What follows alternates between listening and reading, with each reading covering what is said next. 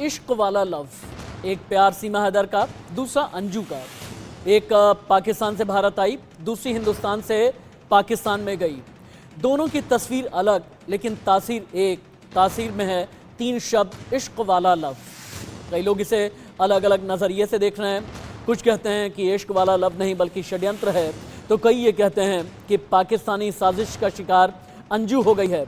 अंजू ने कहा कि 3 दिन के बाद लौट करके भारत आऊंगी, और सीमा हैदर पर इस वक्त गिरफ्तारी की भी तलवार है, तलवार डिपोर्ट होने की भी है, तलवार डिटेंशन सेंटर जाने की भी है। सीमा हैदर अभी भी ये कह रही है कि मैं रहूंगी तो भारत में, पाकिस्तान भेजा तो उससे पहले जान दे दूंगी। मैं जेल में भी रहने को तैयार हूँ, लेकिन मुझे भारत से प्यार है, मुझे सचिन मीणा से मोहब्बत है, इसीलिए मुझे भारत में ही रखो। और बिग ब्रेकिंग से कर लेते हैं शुरुआत। सीमा हैदर को भेजा जाएगा डिटेंशन सेंटर। पाकिस्तान सरकार से ली जाएगी सीमा हैदर की रिपोर्ट। एम्बेसी लेगी पाकिस्तान सरकार से सीमा की रिपोर्ट। एटीएस के क्लू पर पुलिस बनाएगी फोर्जरी का केस। सीमा के आधार कार्ड में हेरफेर के पुख्ता सबूत मिल गए हैं। यूपी एटीएस और आईबी दोनों की ही संयुक्त जांच चल रही है। और अब इंडिया न्यूज की एक इन्वेस्टिगेटिव रिपोर्ट हम आपको दिखाते हैं। सीमा की कैसे ब्रेन मैपिंग की जाएगी, सीमा पर कितने टेस्ट, कितनी वैज्ञानिक जांच की जा सकती है, और इस वैज्ञानिक जांच में क्या निकल करके सामने आएगा, और ये पूरा प्रोसेस क्या होता है, आपको साइंटिफिक इन्वेस्टिगेटिव रिपोर्ट दिखाते हैं इंडिया न्यूज की। एटीट्यूड टेस्ट, क्योंकि यहाँ से हाव भाव इंसान का कैसा होता है इसके बारे में आकलन किया जाता है। इसके साथ ही कुछ और ऐसे टेस्ट होते हैं जिसमें नार्को टेस्ट होते हैं, पॉलीग्राफी टेस्ट होते हैं, वो भी हम आपको बताएंगे, क्योंकि एटीट्यूड टेस्ट एक साइकोलॉजी डिपार्टमेंट से जो आते हैं वो लोग बहुत अच्छे से एक्सप्लेन कर पाएंगे।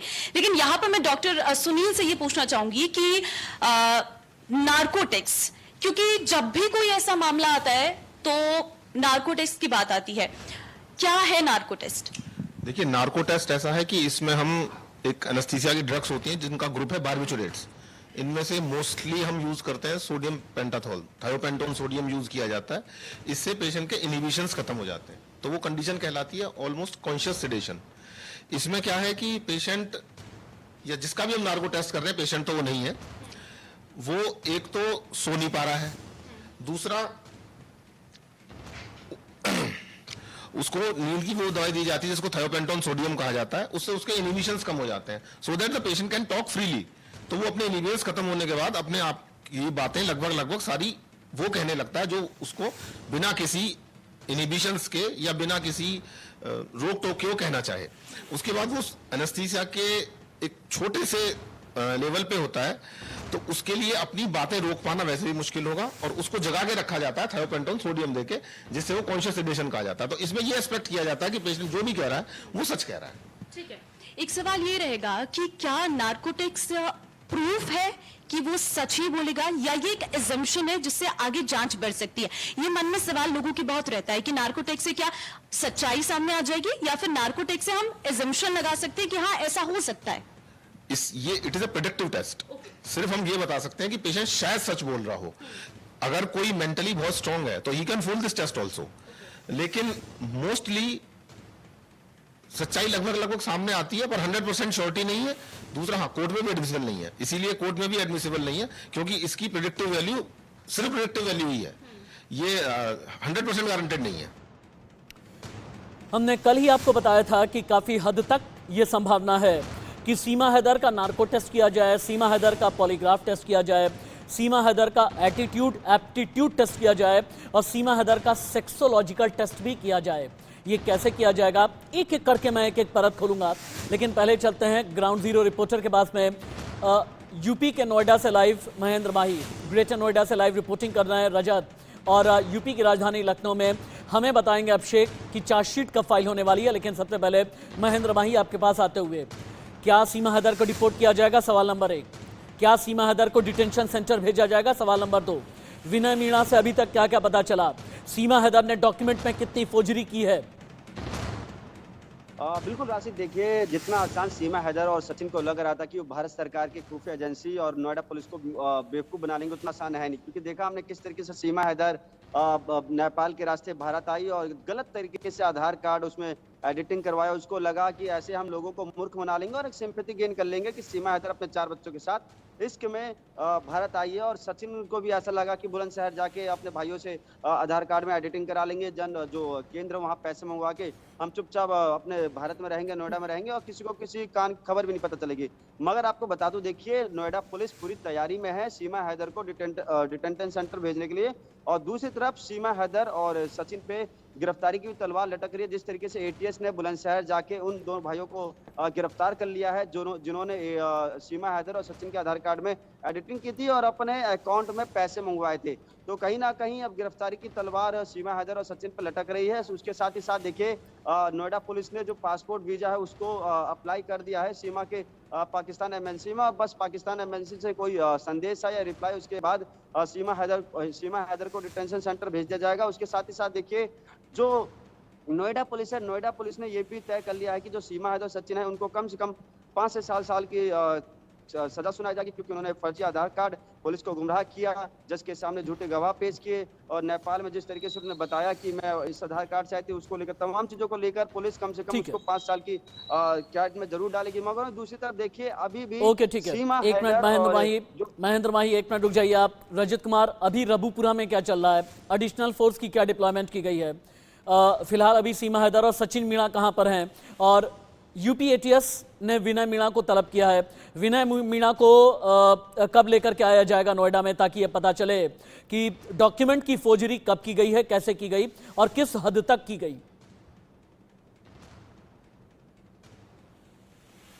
अपने आप को अनम्यूट करके बोलें रजत, अनम्यूट करके बोलिए। बिल्कुल राशिद, पहले इंडिया न्यूज ने खुलासा किया था कि सीमा और सचिन की एक बार फिर मुश्किलें बढ़ेगी। साथ ही जो जितने भी ताल्लुकात लोगों रखे हैं, चाहे बुलंदशहर की बात करें, चाहे अन्य भी जगह है जहां जहां लोगों ने फोर्जरी की है, तो ऐसे में सवालों के घेरे में सीमा और सचिन फिर से आते हुए देखे जा रहे हैं। जिस तरीके से उन्होंने फर्जी आधार कार्ड बनाए हैं, माना यह भी जा रहा है जो रिश्तेदार हैं सचिन के, जो कि बुलंदशहर में जनसेवा केंद्र चलाते हैं, उनके खाते में भी पैसे ट्रांसफर किए गए हैं सीमा द्वारा। तो तमाम जो तथ्य हैं वो सामने आ रहे हैं और साथ ही एटीएस का मानना है कि हम आज सीमा और सचिन से एक बार फिर पूछताछ कर सकते हैं। बहुत बड़ी खबर आ गई। रजत होल्ड। जांच के बाद बुरी फंसी पाकिस्तानी सीमा हैदर। पाकिस्तानी एम्बेसी को जांच के लिए भेजे गए कागजात यानी डॉक्यूमेंट पाकिस्तानी एम्बेसी को भेज दिए गए हैं। सीमा के खिलाफ जल्द पेश की जाएगी चार्जशीट। कोर्ट में सुनवाई के बाद जेल भी जाना पड़ सकता है। सीमा को जेल या फिर राहत अदालत को करना है फैसला, बाद में ये फैसला होगा। लेकिन अभी सीमा की मुश्किलें बार बार बढ़ चुकी हैं। सीमा की मुश्किलें हैं कि कम होने का नाम नहीं ले रही। इंडिया न्यूज संवाददाता अभिषेक के पास में चलते हैं। अभिषेक, एक बार मुझे ये समझाइएगा कि चार्जशीट फाइल होने में जो एक डेडलाइन होती है, कितना वक्त बाकी है? चार्जशीट में अभी और क्या क्या जोड़ा जाना है? और यूपी एटीएस की जो इन्वेस्टिगेशन है, इसे लेकर के अभी तक की आपकी जानकारी क्या है? किस कंक्लूजन तक अभी यूपी एटीएस पहुंचा? बिल्कुल राशिद, जो बात रही चार्जशीट की, तो सरकारी तौर पर यानी कानूनी तौर पर 90 दिन का वक्त होता है। 90 दिन के भीतर चार्जशीट को फाइल किया जाना होता है। लेकिन इस तरह के मामलों में जो रेयर मामले हैं, इस तरह के मामले जो सीधे देश की सुरक्षा से जुड़े हुए मामले हैं, इस तरह के मामले जिनमें कोर्ट भी पूरी तरह से या मीडिया ट्रायल चल रहा है, उस तरह के मामलों में जल्द से जल्द चार्जशीट पेश की जाती है। यानी उसका कोई निश्चित वक्त नहीं, जितनी जल्दी इन्वेस्टिगेशन अपने फाइनल ओपिनियन या पॉइंट तक आती है तब तक चार्जशीट पेश कर दी जाती है। कई बार इस तरह के मामलों में कई दौर चार्जशीट पेश की जाती है, यानी प्रिलिमिनरी चार्जशीट होती है, इनिशियल चार्जशीट होती है, फिर फाइनल चार्जशीट पेश की जाती है।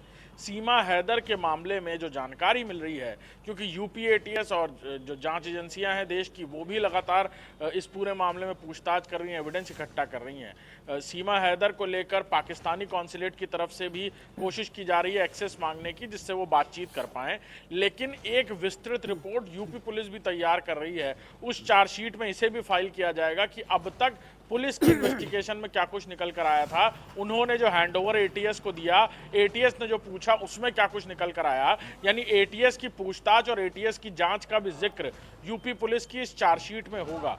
और इसी के आधार पर ये कोर्ट में पेश की जाएगी और फिर कोर्ट क्या कुछ निर्णय लेता है ये देखने वाली बात होगी। लेकिन उससे पहले देश की जो एजेंसीज हैं उनकी तरफ से ये कोशिश की जा रही है कि सीमा हैदर को डिटेंशन सेंटर भेजा जाए, वहां पर गहन ठीक है, पूछताछ होगी, कड़ियां आपस में मिलाई जाएंगी और फिर एक जो तस्वीर अभिषेक, खड़ी होगी महेंद्र आकर माही, उसके बाद रजत कुमार, आप तीनों ही मेरे साथ कर रहे हैं।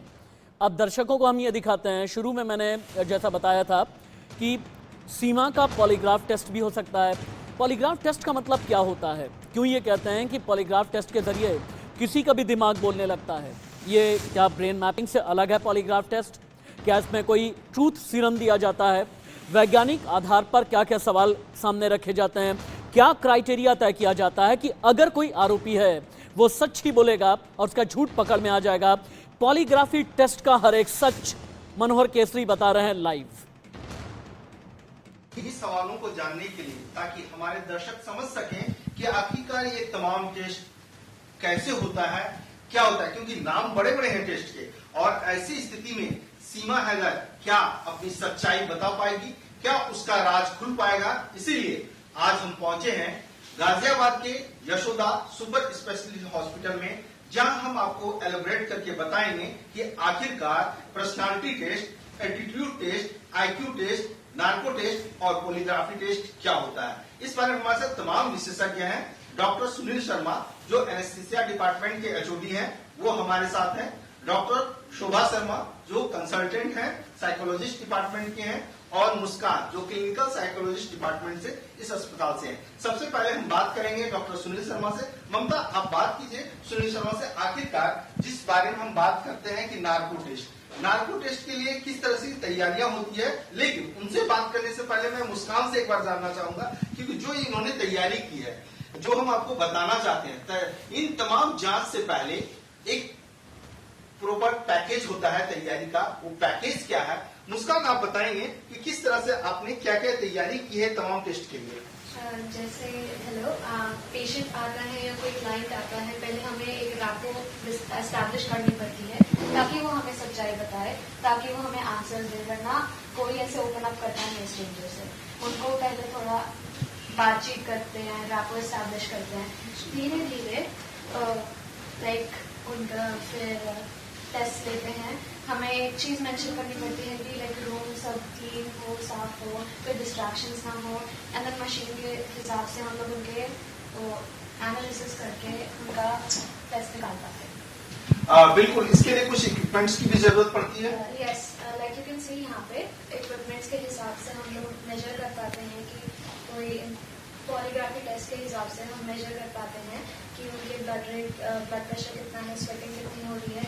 ये सिम्टम्स से ब्रेन के ऊपर पॉलीग्राफी टेस्ट करके हम पता कर सकते हैं कि कोई सच बोल रहे हैं या झूठ बोल रहे हैं। ये तो आपने देख लिया कि आखिरकार पॉलीग्राफ टेस्ट को कैसे अंजाम दिया जाता है। अब आपके सामने हम कुछ और भी रखने जा रहे हैं, अपनी साइंटिफिक इन्वेस्टिगेशन का पार्ट 2। पार्ट 2 में आप ये देखेंगे कि सीमा हैदर के दिमाग को कैसे पढ़ा जाएगा। कहते हैं कई मशीन ऐसी होती है जो ये बता देती है कि अगर जबान से आप झूठ बोल रहे हैं तो आपके दिमाग तक इंडिकेशंस क्या जा रहे हैं और आपके दिमाग में सिग्नल क्या जा रहे होते हैं। इसे ही बोलते हैं ब्रेन मैपिंग। आपने शब्द कई बार सुने होंगे, लेकिन आप जानते नहीं होंगे कि डॉक्टर ब्रेन मैपिंग कैसे करते हैं, वैज्ञानिक आधार क्या क्या बनाया जाता है, क्या क्या सवाल किया जाएगा ब्रेन मैपिंग टेस्ट में। ये तो स्क्रीन पर अभी आपको नजर आ रहा है, लेकिन सीमा की ब्रेन मैपिंग कैसे की जाएगी लाइव बताओ दिखा रहे हैं मनोहर केसरी। टेस्ट से पहले जो एक साइकोलॉजिस्ट अपनी ओर से पूरी तरह से तैयारी करता है कि पर्सनालिटी टेस्ट अगर करवाना हो, क्योंकि सीमा को हम देख रहे हैं कि लगातार वो चेंज हो रही है अपने आप को। कभी अपनी उम्र को लेकर के अलग जवाब देती है, कभी वो कहती है कि हमारी एज ये है, कभी वो कहती है कि मैं इस क्लास तक पढ़ी लिखी हूँ, कभी वो कहती है कि मैंने इंग्लिश जो है सब सोशल मीडिया से सीखा है। तो तमाम अलग अलग की पर्सनालिटी है। इसलिए सबसे पहले जो चर्चा में है कि पर्सनालिटी टेस्ट कराई जाएगी, इस बारे में डॉक्टर शोभा हमें बताएंगी कि डॉक्टर शोभा किस तरह से तैयारी होती है और ये पर्सनालिटी टेस्ट कैसे होता है। एक्चुअली क्या होता है, कौन पर्सन सही बोल रहा है या गलत बोल रहा है, वो सब चीज मेजर करने के लिए कुछ लोगों की पर्सनालिटी के ट्रेट्स होते हैं कि they can change the other person, और वो अपनी बातें भी मनवा लेते हैं, और वो उनकी पर्सनालिटी इतनी इन्फ्लुएंस होती है कि लोग उनकी बात का विश्वास कर लेते हैं। तो अच्छा, आपने सीमा के बारे में तो सुना होगा, देखा भी होगा। बिल्कुल जी, क्या आपको लग रहा है पर्सनालिटी जिस प्रकार से दिख रही है क्या वैसे ही है? नहीं, ऐसे लोग जो होते हैं पर्सनालिटी पे कई बार कुछ मास्क लगा लेते हैं। उनकी रियल पर्सनालिटी तभी कर सकते हैं हम जब हम कुछ असेसमेंट कर पाए। लेकिन इस तरह के लोग जो होते हैं हम उनकी कह सकते हैं कि पर्सनालिटी बी टाइप का होते हैं, जो कि लोगों को बहुत ज्यादा मोटिवेट करते हैं। एक्चुअली वो अपनी बात ऐसी रखते हैं कि लोगों को लगता है उनकी बात सच है, लोग विश्वास भी उनके ऊपर कर लेते हैं। बहुत सोशली होते हैं, एग्रीएबल होते हैं, लोग उनकी बात को मोटिवेशन लेवल उनका इतना ज्यादा होता है कि लोग उनसे इन्फ्लुएंस होते हैं। देखिए, हम अपने दर्शकों को बता दें, ये एक तरह से डेमो है जो हम दिखा रहे हैं, लोगों को समझाने की कोशिश कर रहे हैं कि आखिरकार पर्सनालिटी टेस्ट करना होता है तो सवालों की एक फहरिस्त होती है, उनकी बॉडी लैंग्वेज को भी आप लोग को मॉनिटर करते होंगे। तो सीमा के मामले में किस तरह से आप लोग मॉनिटर कर रहे हैं, देख रहे हैं और जांच कर रहे हैं? देखो, बहुत सारे एकदम देख के ऑब्जर्वेशन से नहीं पता चल सकता। ऑब्जर्वेशन एक एडिशनल चीजें होती हैं, बट उसका बिहेवियर और प्लस वो क्या बोल रही है, हम सबको वो सब चीजें रिकॉर्ड करनी होती है। कई बार क्या होता है, पर्सन एक्चुअल चीजें नहीं बताता है, तो कुछ हमारे पर्सनालिटी प्रोजेक्टिव टेस्ट होते हैं जो अनकॉन्शियसली कुछ चीजें हैं तो वो लोग वो चीज बता पाते हैं। जैसे हमारे काफी सारे अनुसार टेस्ट हैं, प्रोजेक्टिव हैं और आपका 16 PS है। तो on the basis of test हम उन लोगों का पर्सनालिटी अच्छे से मेजर कर सकते हैं और उन्हीं के अनुसार हम उनको हैंडल कर सकते हैं। बहुत बड़ी खबर आ गई है, सीमा हैदर को जल्द ही भेजा जा सकता है पाकिस्तान। भले ही सीमा हैदर बार बार ये कह रही है अगर पाकिस्तान भेजा तो फिर वो मरने के लिए भी तैयार है। नोएडा पुलिस सीमा को पाकिस्तान भेजने की तैयारी में है। सीमा को जल्द भेजा जाएगा डिटेंशन सेंटर। सीमा और बच्चों के पासपोर्ट पाकिस्तान एम्बेसी भेज दिए गए हैं। यूपी ATS को सीमा के आधार कार्ड में हेरा फेरी मिली है और उसके बाद अब तैयारी की जाने लगी है कि किसी भी तरह से सीमा हैदर को वापस पाकिस्तान भेजा जाए। लेकिन पाकिस्तान भेजे जाने से पहले यूपी ATS ने सीमा को लेकर के तैयारियां की हैं। जैसा मैंने आपको अभी थोड़ी देर पहले दिखाया कि सीमा का attitude test, aptitude test, sexological test और ब्रेन मैपिंग और पॉलीग्राफ टेस्ट भी किया जाएगा। क्या सीमा का लाई डिटेक्टर टेस्ट भी होगा? ये टेस्ट कैसे कंडक्ट किया जाता है, रिपोर्ट। और पॉलीग्राफ दोनों में से कौन सा ज्यादा माना जाता है? कंबाइंड की प्रेडिक्टिविटी ज्यादा है। अगर दोनों को साथ साथ लेकर देखें तो प्रेडिक्टिव वैल्यू ज्यादा है। ठीक है, सुना आपने मनोहर कि दोनों चीजों को अगर करा जाए तो कहीं ना कहीं जवाब निकल सकते हैं, सच्चाई निकल सकती है कि सचमुच ये प्यार का ही रास्ता था या ये रास्ता हमारे भारत के लिए खतरा था। बिल्कुल आपने सही कहा। जिस जासूस की बात आपने की, हाँ। क्या वो जासूसी के जरिए के लिए यहाँ पर जो है सो बॉर्डर को लांग करके आई है? हाँ, वो भी या 3-3 देश क्योंकि क्रॉस कभी करके। कहा हाँ। जाता है ना, प्यार अंधा होता है। क्या अंधेपन को लेकर के वो आई है? तो ये बहुत ज्यादा कॉम्प्लिकेटेड इशू है, इसलिए एजेंसियां सारी चीजों को मॉनिटर भी कर रही हैं। एक बार फिर हम डॉक्टर शोभा के पास जाते हैं। डॉक्टर शोभा, तमाम टेस्ट के बारे में आपने बताया, आपको लगता है कि इस केस में जिस प्रकार से हम टेस्ट या पर्सनालिटी हो, एटीट्यूड टेस्ट की बात हो रही हो, IQ, क्योंकि IQ भी बहुत बड़ी बात है, ये तमाम टेस्ट के अलावा IQ की भी चर्चा हो रही है कि IQ टेस्ट भी किया जा सकता है। क्या होता है IQ? बेसिकली हमारा इंटेलिजेंस क्वेश्चन है कि हमारी जो फंक्शनिंग है, जो हमारा जो ब्रेन है वो कितनी फंक्शनिंग कर रहा है, कितना इंटेलिजेंस है। ऐसे लोगों का मैं कमेंट तो नहीं कर सकती, पर मोस्ट प्रोबेबली ये हाई इंटेलिजेंस वाले ही लोग पर्सनैलिटी को कर पाते हैं और चांसेस मोस्टली हाई इंटेलिजेंस के होते हैं। लेकिन ऐसे बिना टेस्टिंग करे कोई कमेंट नहीं कर सकते। टेस्टिंग के साथ ही हम लोगों का जो उनका कंबाइंड हम टेस्ट करेंगे तभी हम चीजों को अच्छे से जान पाएंगे। बिल्कुल, ये जो 3 आपने मेरे प्रोग्राम के इस हिस्से में देखा कि सीमा हैदर पर कौन कौन से साइंटिफिक टेस्ट किए जा सकते हैं। इस हिस्से में हमने आपको ये भी बताया इश्क वाला लव, जब इसका पन्ना पलटा जाएगा तो सीमा डिपोर्ट हो सकती है पाकिस्तान। उससे पहले सीमा को डिटेंशन सेंटर भी भेजे जाने की तैयारी है। नोएडा पुलिस ने और क्या क्या सोचा है, इसके अलावा लव स्टोरी सरहद पार 2.0 यानी अंजू की कहानी में कितने राज हैं। क्या 3 दिन के बाद में अंजू वापस भारत आएगी? अगर आएगी तो क्या नया बवाल, नया बखेड़ा खड़ा है? मैंने आपसे पहले भी वादा किया था कि इश्क वाला लव का सीक्वल अगले हिस्से में आप देखने जा रहे हैं। इस सीक्वल में अंजू की कहानी है। मैं अंजू की कहानी के पन्ने पलटूं, नसरुल्ला के प्यार में पागल हुई अंजू की वो कहानी आपको दिखाऊं जिसका एक सिरा जयपुर में है, एक भिवाड़ी में है, एक उत्तर प्रदेश में है और एक सरहद पार भी है। उससे पहले सीमा और सचिन को लेकर के बिग ब्रेकिंग है मेरे पास में। सीमा हैदर और सचिन मीणा की कहानी में आ गया है नया ट्विस्ट। सचिन मीणा से पूछताछ पर बेचैन है सीमा हैदर। एटीएस ने सचिन से 5 घंटे से ज्यादा पूछताछ की। यूपी के गाजियाबाद की लैब में भेजे गए हैं मोबाइल फोन। एटीएस को डेटा रिकवर करने में ज्यादा दिन अब नहीं लगेंगे, ये यूपी एटीएस का और यूपी पुलिस का कहना है।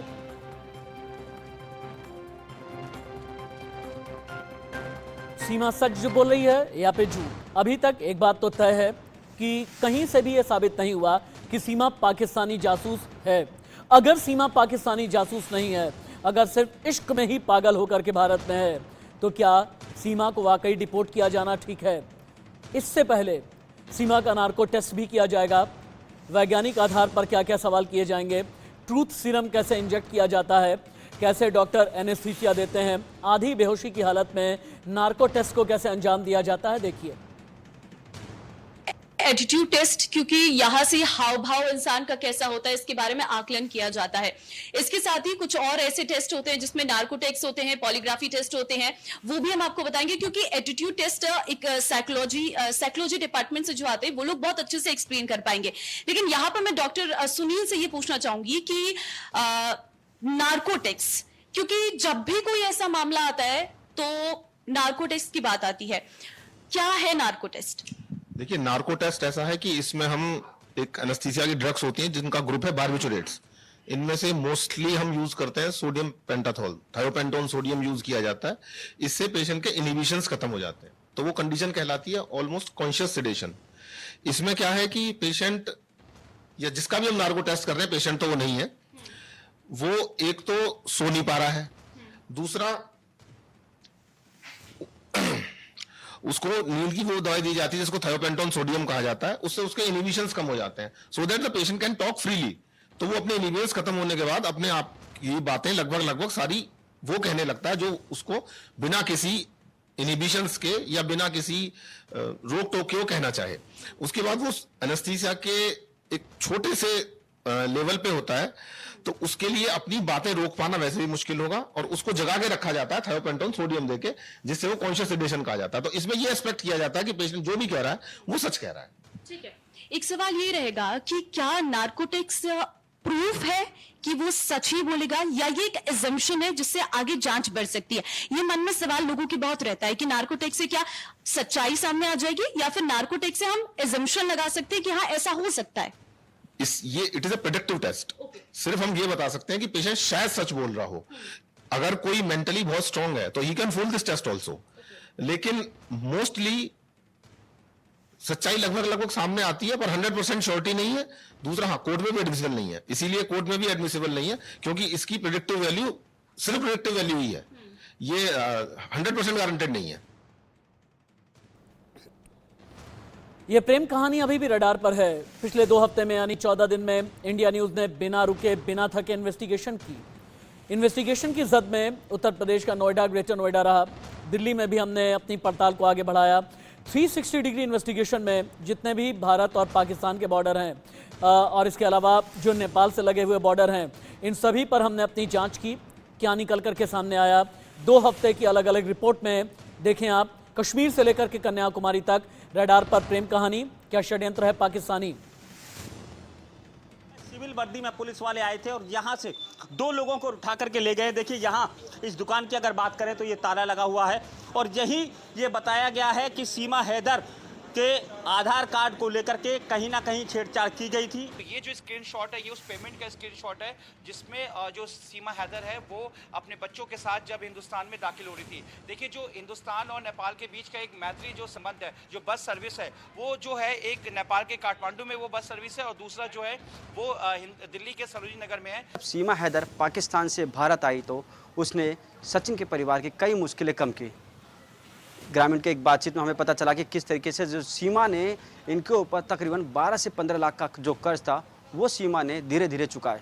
नेपाल के रास्ते बिहार के सीतामढ़ी के भीटा मोड़ बॉर्डर होते हुए वह भारतीय सीमा में प्रवेश कर गई, और वहां यूपी एटीएस के द्वारा लगातार उससे पूछताछ की जा रही है। धीरे धीरे जो सीमा हैदर है वो सचिन के अकाउंट में पैसे डालते गई ताकि ये अपने कर्ज हटा सके, क्योंकि बताया जा रहा है कि जो लोग हैं ये बताते थे जिनके घर पे काफ़ी बकायदार वाले आते थे, इनसे लड़ते थे, मगर जब ये बात सीमा को पता चली तो सीमा ने सारे कर्ज उतार दिए। पाकिस्तान से आई सीमा हैदर की जांच को लेकर के जांच एजेंसियां पूरी तरीके से जांच में जुटी हुई हैं।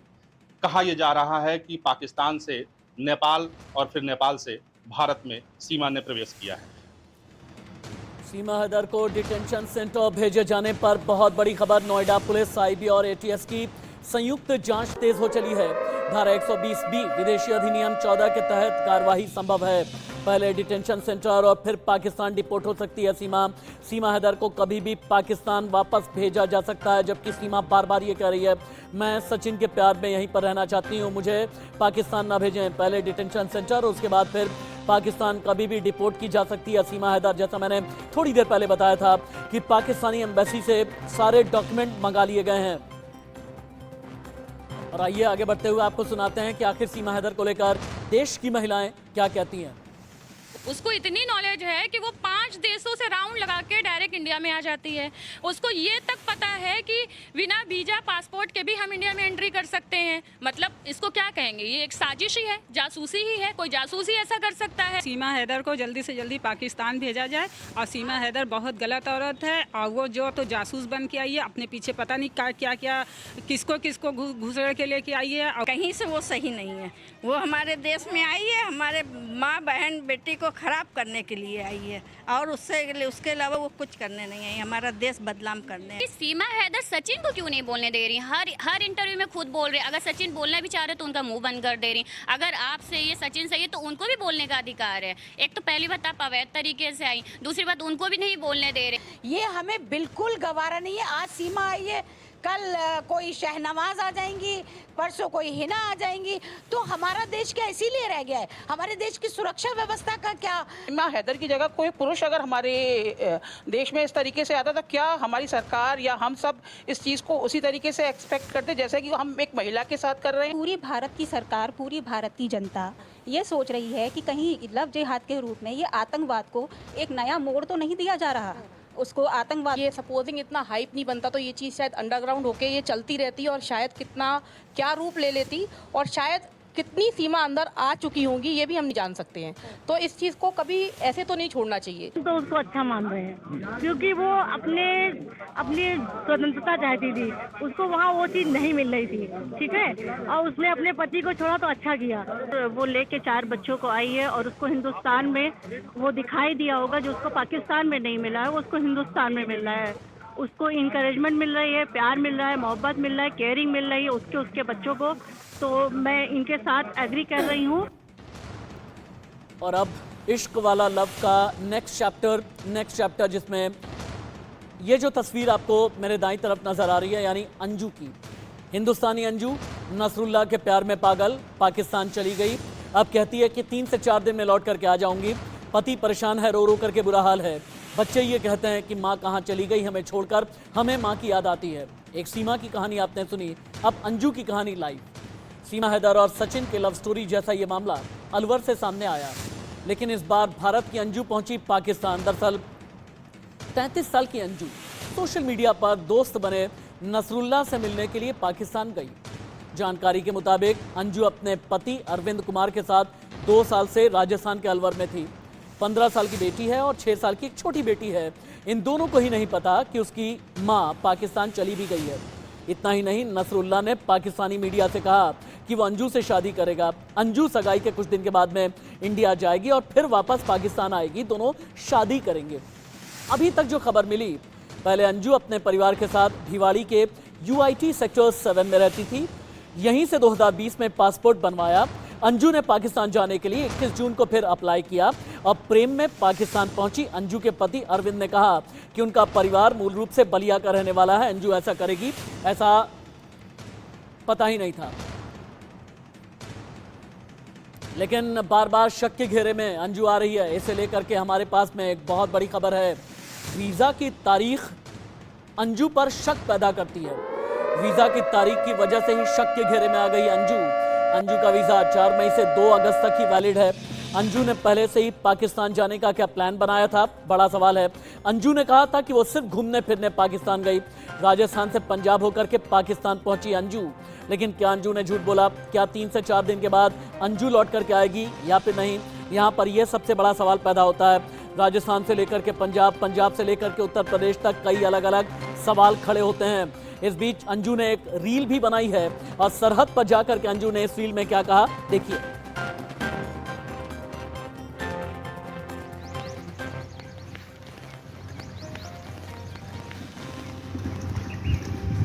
भारत पाकिस्तान बॉर्डर पर अंजू ने ये रील बनाई।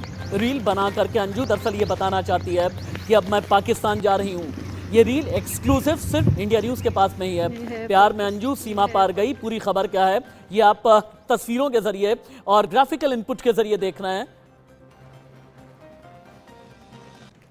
लेकिन अंजू के पति का बहुत बुरा हाल है। अंजू के पति अरविंद ने इंडिया न्यूज के कैमरे पर बहुत बड़ा खुलासा किया। अंजू के पति ने कहा, मेरी पत्नी झूठ बोल करके भिवाड़ी से पाकिस्तान गई, हमें कुछ पता ही नहीं था। अंजू के पति ने ये भी कहा कि 4 दिन व्हाट्सएप पर बात भी मुझसे की है। अगर झूठ बोलना था तो व्हाट्सएप पर बार बार बात क्यों की। अंजू ने पति से झूठ बोल करके कहा कि जयपुर जा रही हूँ। अब पति का ये कहना है कि मेरे बच्चे खुद तय करेंगे कि हम अंजू के साथ रहेंगे या फिर नहीं। अगर वापस आकर के अंजू ये कहती भी है कि हम साथ में रहना है तो इसका फैसला मेरे बच्चे करेंगे। एक बार सुनिए। वो पहले की नया सिम ले रखा हूँ, मैंने बोला सिम जो नया लेंगे उसको दे दो मेरे को। आपने 2 साल पहले पासपोर्ट बनवाया। हाँ, ये आप 15,000 की जॉब करते हो। हाँ सर। पासपोर्ट बनवाने का क्या सोचा आपने? अचानक से आपने बनवाया पासपोर्ट या उसने? मैडम ने बनवाई थी, क्या पासपोर्ट बनवाना है। क्यों आपने पूछा नहीं उसने? नहीं, वो बाहर जॉब के लिए थे। बाहर कहाँ पे? विदेशों में जाने के लिए जॉब की। तो कहाँ पे अप्लाई किए पहले? अभी तो अप्लाई नहीं की। नहीं, पहले आपके नॉलेज में कहीं पे अप्लाई किया हो, जैसे दुबई वगैरह कहीं पे? नहीं सर, ऐसे कुछ नहीं।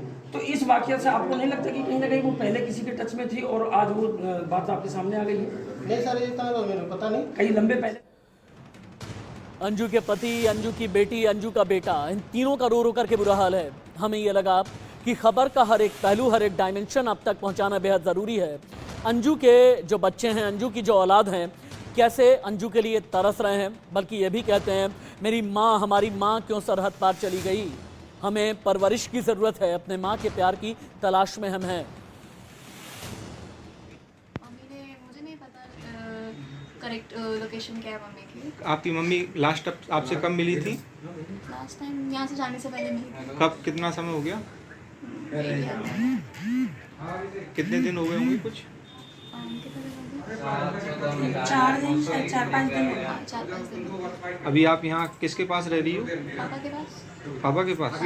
पापा क्या काम करते हैं आपके? मेरे पापा इंडो कंपनी। और आपकी मम्मी? मम्मी सेंटिमेंटल होंडा में। सेंटिमेंटल होंडा में काम करती थी। क्या पढ़ी लिखी हैं आपकी मम्मी की? एजुकेशन क्या है? मम्मी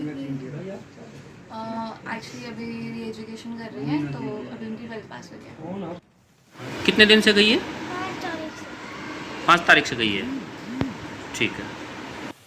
कितने दिन से गई है? 5 तारीख से गई है। ठीक है। मैं सबको ये मैसेज देना चाहती हूँ कि मैं यहाँ पे लीगल तरीके से आई हूँ और मैं अपनी प्लानिंग से आई हूँ। ये कोई 2 दिन की बात नहीं है कि मैं अचानक से आ गई हूँ और मैं यहाँ पे सेफ हूँ, कोई दिक्कत नहीं है। और जैसे मैं आई थी और वैसे मेरे जाने का प्रोसेस है और मैं वापस भी आ रही हूँ। मैं अभी बस 2-3 दिन में मैं पहुँच जाऊँगी वहाँ पे आराम से। और मेरी सबसे रिक्वेस्ट यही है सारे मीडिया वालों से सबसे कि प्लीज़ आप मेरे रिश्तेदारों को और बच्चों को परेशान ना करें। बस ये रिक्वेस्ट है, उनको परेशान ना करें प्लीज़। जो कुछ बात करनी है मुझसे। एमपी की राजधानी भोपाल से गिरिराज लाइव, राजस्थान की राजधानी जयपुर से विष्णु शर्मा लाइव और यूपी की राजधानी लखनऊ से अभिषेक रिपोर्ट कर रहे हैं, क्योंकि ये 3 राज्य हैं जहां पर असल में अंजू की कहानी मिलती है और अंजू की कहानी के हर एक सिरे इन्हीं 3 राज्यों से होते हुए फिर पाकिस्तान जाते हैं। सबसे पहले गिरिराज आपके पास आते हुए, एमपी में अंजू और अंजू का परिवार कितने दिन रहा और कब उसके बाद फिर राजस्थान के अलवर में शिफ्ट हुआ? जी हेलो गिरिराज, चलिए गिरिराज तक आवाज नहीं आ रही है, विष्णु के पास चलते हैं। विष्णु, राजस्थान के अलवर में अंजू का रहना, अलवर से फिर उसके बाद भिवाड़ी जाना, भिवाड़ी से कहां कहां अंजू गई, कौन सी वो तारीख थी जब अंजू राजस्थान से फिर पंजाब होते हुए पाकिस्तान गई, आपकी इन्वेस्टिगेशन क्या कहती है? देखिए, अंजू को लेकर तमाम बातें की जा रही है। अंजू ने ऑफिस में जहां वो काम करती थी वहां पर उसने कहा कि मुझे अपनी बहन के घर गोवा जाना है और अपने पति से कहा कि मुझे जयपुर जाना है, लेकिन वो ना गोवा पहुंची ना जयपुर पहुंची, वो सीधे पहुंची पाकिस्तान। अपने उस फेसबुक वाले प्यार से मिलने वो पाकिस्तान पहुंची। हाल फिलहाल की जो ताज़ा अपडेट है वो ये है कि अंजू का परिवार भी अब भिवाड़ी में नहीं है और जो जानकार सूत्रों के हवाले से जो खबर मिल रही है कि उनके परिवार में किसी की मेडिकल कंडीशन है, उसको लेकर तमाम परिवार वहां से चला गया है। लेकिन हाल फिलहाल उन तमाम लोगों का बुरा हाल है, उनके परिवार का, उनके पति का, उनके बच्चों का, कि आखिर वो क्यों चली गई। और साथ के साथ वहां से जब वो मैसेज उनको कर रही है कि मैं यहाँ पर सुरक्षित हूँ और जल्दी लौटूंगी। देखिए, लंबे समय से वो तैयारी कर रही थी पाकिस्तान जाने की। जब से वो काम करती थी तभी से वीज़ा से लेकर तमाम जो चीज़ें हैं, पासपोर्ट की जो चीज़ें हैं, डॉक्यूमेंट जो चाहिए थे, उनको लेकर काफ़ी लंबे समय से उसकी प्लानिंग चल रही थी कि उनको वहाँ पाकिस्तान जाना है। और साथ के साथ यहाँ पर भी जो अलवर की जो पुलिस है वो लगातार तहकीकात कर रही है कि आखिर दो चीजें साजिश तो नहीं है, जैसा मैंने कहा कि अंजू की कहानी का जो हिस्सा है, जो सिरा है, एक यूपी से भी जुड़ता है, बल्कि एक नहीं बल्कि दो सिरा यूपी से जुड़ता है। इंडिया न्यूज संवाददाता अभिषेक हमें ज्यादा बेहतर बताएंगे। अभिषेक, यूपी के बलिया के रहने वाले अंजू के पति, यूपी में ही अंजू का ननिहाल, पिता का यह कहना है कि अंजू तो ननिहाल में ही रही। क्या ननिहाल ने कुछ ऐसा बताया? क्योंकि पिता जो अंजू के हैं वो ये कहते हैं अंजू सनकी है। आपकी इन्वेस्टिगेशन क्या कहती है? बिल्कुल राशिद, अंजू के बारे में जो जानकारियां अब मिल रही हैं वो ये कि परिवार से बहुत ज़्यादा घुली मिली थी अंजू, लेकिन अपने ननिहाल के लोगों के साथ जो उसका कई बार इस तरह की चीज़ें हुई जिससे उन्होंने बताया थोड़ा आउटफ्रंट थी, थोड़ा ज़्यादा बड़े कदम उठा लेती थी छोटी छोटी बातों पर। इस तरह की बातें निकल कर सामने आ रही हैं और जिस तरह उसका यहाँ से जाना और उसके बाद जो बातें निकल कर आ रही हैं, उसका परिवार रिक्वेस्ट कर रहा है कि वो वापस आ जाए, ये सारी बातें हो रही हैं। लेकिन इन सारी बातों अभिषेक, एक मिनट बस होल्ड कीजिएगा, क्योंकि भिवाड़ी के एसपी सुजीत शंकर लाइव हैं। सुजीत शंकर के मुताबिक अंजू 21 जुलाई को पाकिस्तान चली गई और ये प्रेम प्रसंग का मामला हो सकता है, लेकिन जब तक ठोस सबूत नहीं मिल जाते तब तक कुछ कहेंगे नहीं, कोई कंक्लूजन हम ड्रॉ करेंगे नहीं। राजस्थान पुलिस अंजू केस पर लाइव। जानकारी मिल पाई है? सच इस इंफॉर्मेशन के बारे में हमें मीडिया से पता लगा था। जो अंजू नाम की कोई लड़की है जो भिवाड़ी में रहती थी और वो पाकिस्तान चली गई है, तो इसमें हमने जो प्रिलिमिनरी इन्वेस्टिगेशन किया उससे ये पता लगा जो लड़की है ये टेकनपुर मध्य प्रदेश की रहने वाली है और इसका शादी अरविंद नामक व्यक्ति से हुआ है। 2007 में से ये भिवाड़ी में रह रही है और जो पाकिस्तान बेस्ड लड़का है उससे ये 3-4 साल से कांटेक्ट में थी, फेसबुक के थ्रू, व्हाट्सएप कॉलिंग के थ्रू। और ये थर्सडे को अपने घर वाले को बता के गई है जो अमृतसर घूमने के लिए जा रही है और ये 21 तारीख को क्रॉस ओवर कर गई पाकिस्तान में। और ये इन्फॉर्मेशन उनके फैमिली मेम्बर्स को फ्राइडे को ही मिल गया था जो 21 तारीख है।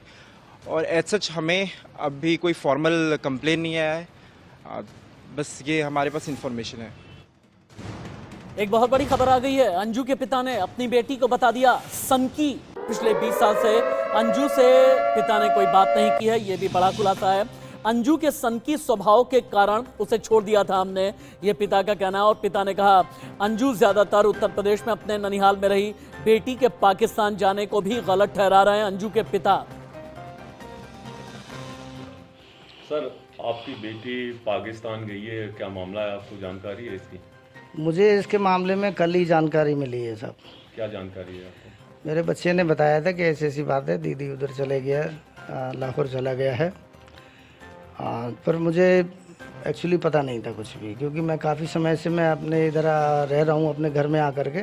मेरा मकान खाली पड़ा हुआ था, इसलिए मैं अपने मकान पे यहाँ रह रहा हूँ। बेटी पहले यहीं रहती थी टेकनपुर? नहीं, बेटी को तो 20 साल पहले मैंने मैरिज कर दिया, तो बेटी जाने वो दामाद जाने, मेरा कोई उनसे संबंध नहीं है। अलवर में किया, वो भिवाड़ी में किया था शादी, और काफ़ी समय हो गया, मेरे ख्याल से 20 साल हो गया है। हाँ जी। टेकनपुर कब से नहीं आए? टेकनपुर से मेरे ख्याल से मैं बुलाती नहीं, मैं कोई संपर्क नहीं रखता हूँ उससे। इंडिया न्यूज संवाददाता गिरिराज भी मेरे साथ में लाइव हैं। गिरिराज, चूंकि एमपी की राजधानी भोपाल में आप हैं, अंजू के जितने भी जानने वाले हैं, अंजू के जितने दोस्त हैं, अंजू के जितने हितैषी हैं, अंजू के जितने रिश्तेदार मध्य प्रदेश के अलग अलग इलाकों में हैं, क्या उनसे आपकी बात हुई? उन्हें कभी शक हुआ कि अंजू इस तरह से परिवार को बताए बिना या फिर बहाना बना के या झूठ बोल करके पाकिस्तान भी जा सकती है? जी देखिए, बता दूं कि जैसा कि ये जो आरोप हैं वो अंजू के पिता के आरोप हैं कि अंजू सन की लड़की थी, अंजू एक जिद्दी किस्म की लड़की थी। जबकि मैं साफ तौर से बताऊं कि जैसा कि हमारी इंडियन न्यूज ने जब उसके पड़ोसियों से भी बात की तो पड़ोसियों का साफ तौर से ये कहना था कि अंजू एक बहुत ही सीधी लड़की थी, ना वो सन की थी है। और जो पिता के आरोप हैं उन्हें पड़ोसियों ने सिरे से नकारा है। जबकि बात की जाए, बहुत शुक्रिया गिरिराज इस तमाम जानकारी के लिए। गिरिराज, विष्णु, अभिषेक, बहुत बहुत धन्यवाद। आगे भी इन्वेस्टिगेट हम करते रहेंगे।